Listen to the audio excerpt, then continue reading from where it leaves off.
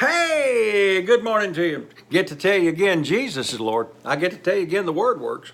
I get to tell you again, God's on my side. I get to tell you, He that's within me is greater than he that's within the world. I get to tell you that we win. You know, I've read the end of the book. We win. But we're going to have to do our part. Faith without corresponding actions. Enemies of faith. One of the enemies of faith is you don't do nothing with what you've heard and what you believe, what you received, but you won't do anything. You won't act on it. I'll give you for instance on that. I mean, I fell in love. I was 13 years old when I saw the cutest thing I'd ever seen in my life.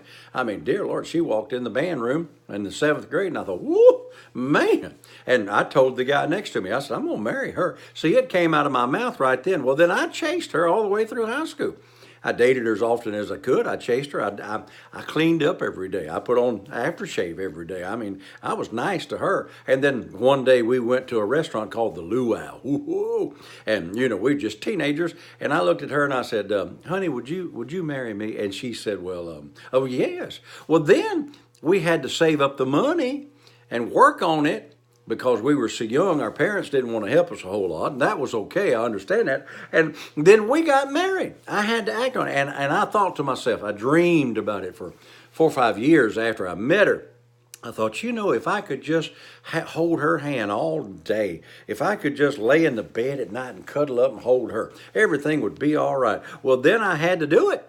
And we went before the pastor of her church, and he went through all that. And when he said, will you take her to be your lawful widow wife? I said, I do. I surely do. I will. Will you take care of her? I will. And then we had to go on our honeymoon. And we've been on a honeymoon for 52 years. I had to do something about the love that I had in my heart. I didn't just, think about it and, here I'm at, 70-something years old and still not married. No, I had to act on what I believed. And of course, later on, because of our love, we had 4 wonderful children, and they're all serving God. I got 11 grandkids, I got 1 great grandkid, and another one on the way. I'm a blessed man. But it all started because I acted on what I believed. Are you with me? If you believe the Word of God, then you're going to have to do what it says. And sometimes some of the things it tells you to do is a little bit foolish. I love the story where Naaman, the leper, had come down to receive his healing, and the prophet didn't come out and do anything. He just said, go dip yourself in the Jordan, 7 times, and your flesh will become clean. And he got mad. What? There are plenty of rivers over there where I'm from. I don't even want to jump in the lake. I mean, that's really kind of what the prophet said. You're just go jump in the lake. It didn't make any sense, and he almost missed it, except that his servant said to him, had he told you to do some great thing, you might have done that. And he went and jumped into the lake and came up totally whole, totally cleansed, because he acted on what the word which came out of the prophet's mouth told him to do. Well, now you're going to have to do the same thing. I've been talking to you about what are the enemies of faith. One of the main enemies is, I just want God to heal me, and maybe He will, and maybe He won't, but I'm going to sit here until He comes. No, you're going to have to do something. You're going to have to get up out of the bed. You're going to have to put some corresponding actions with it, however that you got to do it. The point I'm trying to get is if the Word says it, which it does, and the Word is the trump card to whatever the devil's been trying to do, you're going to have to do your part. There's times that, Pat and I have been married 52 years. We're in love. We're having a good time. But there's times that she just doesn't do what I want her to do. It just seems like she didn't care. And one time I went to the Lord. I said, Lord, it doesn't seem like that she cares, and I want you to change her. And the Lord said to me, change you.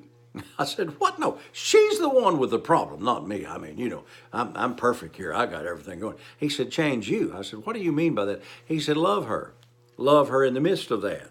Plant good seeds toward her. Confess good things about her. Quit griping about her and praising God to me for her. And I started planting the right kind of seed, and I started receiving. I've done the same thing in my financial situation. Lord, I'm broke. What am I going to do? Dear God. And God said, go sow some seed. I said, what? Sow some seed. Are you a tither? Are you a giver? Sow seed. Well, but you don't understand. I don't have enough money to buy groceries. Well, what do you have? Well, I got $5.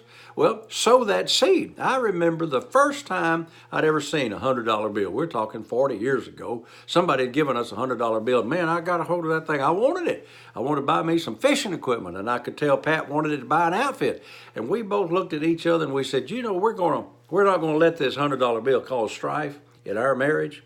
We put that thing, wrapped it up in some paper and taped it up in there. We sent that thing to Kenneth Copeland because we knew that sowing the seed was a whole lot better than the strife that we was about to be in, and we wasn't going to be able to release our faith anyway if we didn't have seed in the ground. So what I'm saying is, if you believe what the Word says, act on what the Word says. Yesterday I fixed that biscuit. I showed it to you. It won't do me any good if I don't eat the thing. I mean, I got to taste it. I got to do it. So the Word has already given you the promises, but you have to receive it. So until I'm with you tomorrow, saints, do what the Word says. Act on the Word, and when you do, you'll start walking in the miraculous because that's what opens the door to it. So have a great day, be blessed, and remember all day long, Jesus is Lord. Thank God. Hey, the Word works.